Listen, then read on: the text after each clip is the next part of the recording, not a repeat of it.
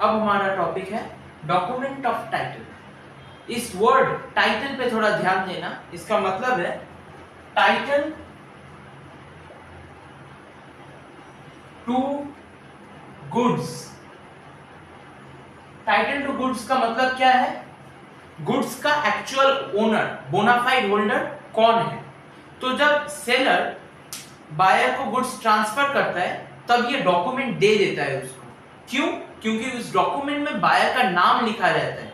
उससे क्या पता चलता है? उससे लॉ में मतलब ये लीगली बायर उसका बोनाफाइड होल्डर हो जाता है। अब गुड्स का जो भी राइट होगा, जैसे कि मान लो बायर कभी बाद में उसे सेल करेगा या फिर कुछ भी कर सकता है, प्लेज कर सकता है, कुछ भी कर सकता है, तो बायर का उस पे हक है क्योंकि बायर उसका बोनाफाइड होल्डर हो जाता है। क्यों? कैसे? उसका प्रूफ कहाँ है? उसका प्रूफ ये है, document of title. Document of title कह देता है कि बायर उसका एक्चुअल ओनर है। अब आता है डॉक्यूमेंट ऑफ टाइटल के फीचर्स में। अच्छा, डॉक्यूमेंट ऑफ टाइटल क्या क्या हो सकता है? डॉक्यूमेंट ऑफ टाइटल का एग्जांपल मान लो रेलवे रिसीप्ट,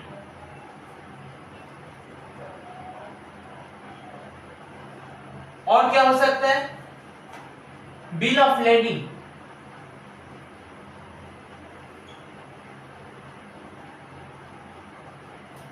अच्छा, और क्या हो सकता है?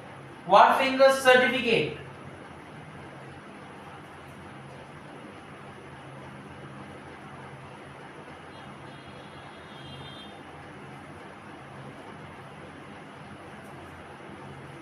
ये सब हो सकता है डॉक्यूमेंट ऑफ टाइटल का एग्जांपल। मतलब ये सब डॉक्यूमेंट ऑफ टाइटल है, ये बताता है ओनर कौन है। अब आता है इनके फीचर्स में।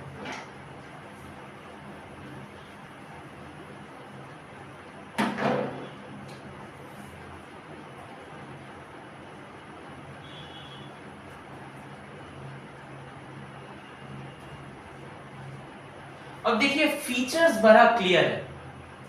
पहला चीज क्या होना चाहिए? गुड्स डिलीवरी में पहला चीज क्या होना चाहिए?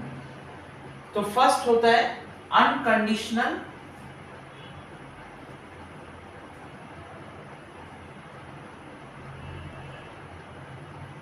अंडरटेकिंग।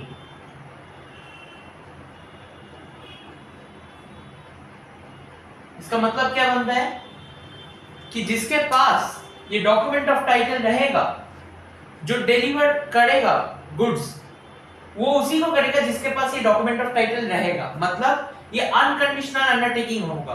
बायर उसको, जो गुड्स डिलीवर करने आएगा, बायर उसको उसका डॉक्यूमेंट ऑफ टाइटल दिखा देगा और वो अपना गुड्स दे देगा। नॉर्मल चीज है, ठीक है। अब सेकंड पॉइंट क्या है? Different from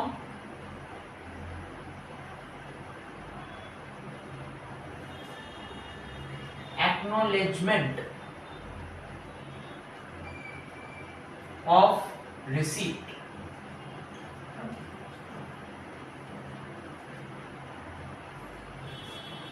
it is different from acknowledgement of receipt. Acknowledgement of receipt के बारे में थोड़ा बताते हैं। एक्नॉलेजमेंट ऑफ रिसीप्ट का मतलब यहां यह बनता है कि मेट्स रिसीप्ट के बारे में बात किया जा रहा है। अब मेट्स रिसीप्ट वो भी बहुत दूर का हो गया। मेट होता कौन है? मान लीजिए एक जहाज है, जहाज का एक कैप्टन होता है जो जहाज को ड्राइव करता है, और दूसरा होता है मेट। मेट मतलब जो कैप्टन का हेल्पर होता है, जो कैप्टन के साथ रहता है, वही गुड्स लेता है, वही गुड्स डिलीवरी भी करता है। वो एक मिडिलमैन के जैसा काम करता है। कैप्टन तो शिप चलाता है, पर वो कैप्टन का हेल्पर भी है और ये काम भी करता है। तो उसको कहते हैं हम लोग मेट। मेट्स रिसिप्ट क्या होता है? अब सेलर ने जहाज पे गुड्स को लोड कर दी, तो मेट जो होता है, कैप्टन का जो हेल्पर है, वो क्या करेगा ना, वो एक रिसिप्ट देगा सेलर को। क्या रिसिप्ट? क्या किस पर्पस से? कि उसने गुड्स को जहाज पे ले लिया है, अब वो उसका डिलीवरी कर देगा। तो एक रिसिप्ट है कि ये रिसिप्ट इसलिए है ताकि वो मेट बाद में डिनाई ना कर पाए कि उसने जहाज पे गुड्स लिया नहीं है। तो ये हो गया मेट्स रिसिप्ट। तो डॉक्यूमेंट ऑफ टाइटल बिल्कुल ही अलग है मेट्स रिसिप्ट से। अब तो पता चल गया, क्योंकि मेट्स रिसिप्ट पूरा कुछ अलग सा चीज है, अलग ही सीन है उसका, और डॉक्यूमेंट ऑफ टाइटल अलग चीज है। डॉक्यूमेंट ऑफ टाइटल कहता है क्या, बोनाफाइड होल्डर कौन है, और मेट्स रिसिप्ट क्या कहता है कि मैंने जहाज पे गुड्स ले लिया है, अब मैं बायर को या फिर बोनाफाइड होल्डर को गुड्स डिलीवरी कर दूंगा। तो ये मेट्स रिसिप्ट हो गई। ये दूसरा पॉइंट कंप्लीट। थर्ड पॉइंट क्या है,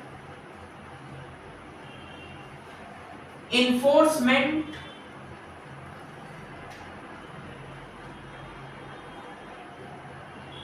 ऑफ राइट्स।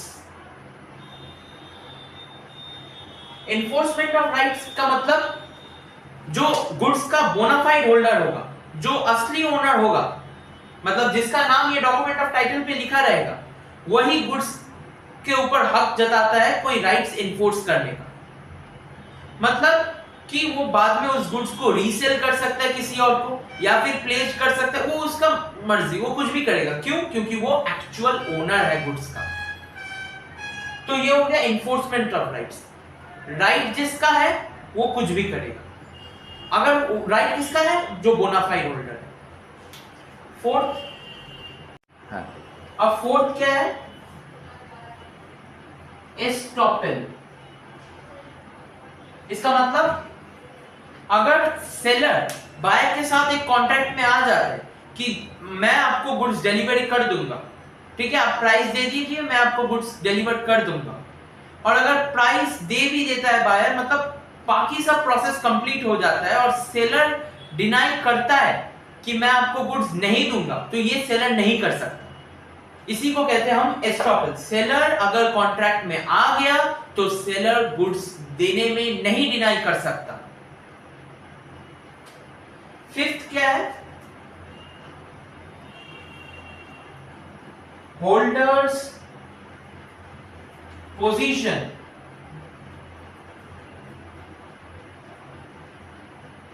इन केस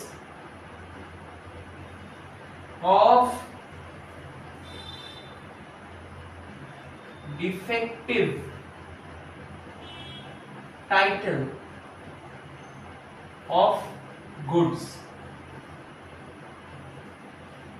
इसका मतलब क्या है कि अगर मान लीजिए सेलर उसका खुद का टाइटल ही नहीं है गुड्स में, मतलब वो या तो चोरी किया है गुड्स को, या फिर फॉर्जरी के थ्रू गुड्स ले लिया है किसी से, या फिर कुछ भी हो सकता है, कोएशन करके वो गुड्स ले लिया किसी से, तो उसका खुद का टाइटल नहीं है गुड्स में। तो वो जब गुड्स, वही गुड्स जब किसी और को बेचेगा, कोई और उसका बायर बनेगा, तब बायर को भी ये डॉक्यूमेंट ऑफ टाइटल, मतलब टाइटल टू गुड्स प्रॉपर नहीं होगा, उसका भी डिफेक्टिव हो जाएगा। अब चलिए डॉक्यूमेंट ऑफ टाइटल और डॉक्यूमेंट शोइंग टाइटल के डिफरेंस कर लेते हैं।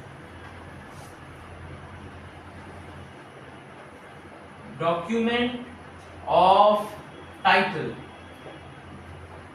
और दूसरी है डॉक्यूमेंट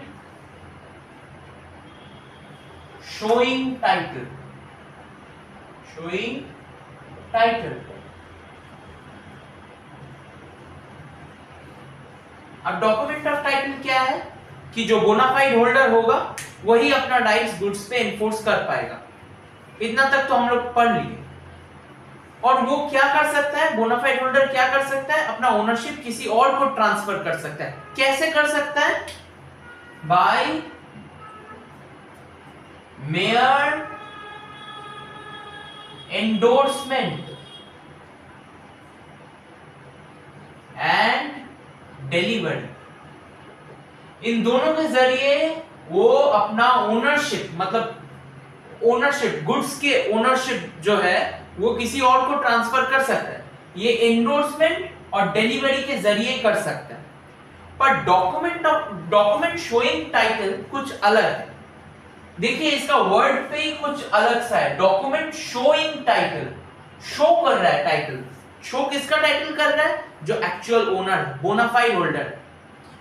तो उसका मतलब क्या बन जाता है कि अगर यहाँ पे एंडोर्समेंट और डिलीवरी के जरिए एक बोनाफाइड होल्डर किसी और को गुड्स देता है अपना, तो उसका मतलब ओनरशिप ट्रांसफर नहीं होता, जो बोनाफाइड होल्डर है वही रहेगा, ओनरशिप उसका ट्रांसफर नहीं होगा। एक एग्जांपल देख लेते हैं। मान लीजिए एक शेयर सर्टिफिकेट है, शेयर सर्टिफिकेट, ये मान लीजिए मिस्टर ए के नाम पे है। अब मिस्टर ए का इच्छा हुआ कि वो मिस्टर बी को ये सर्टिफिकेट डिलीवरी करेगा, तो इसका मतलब क्या हुआ?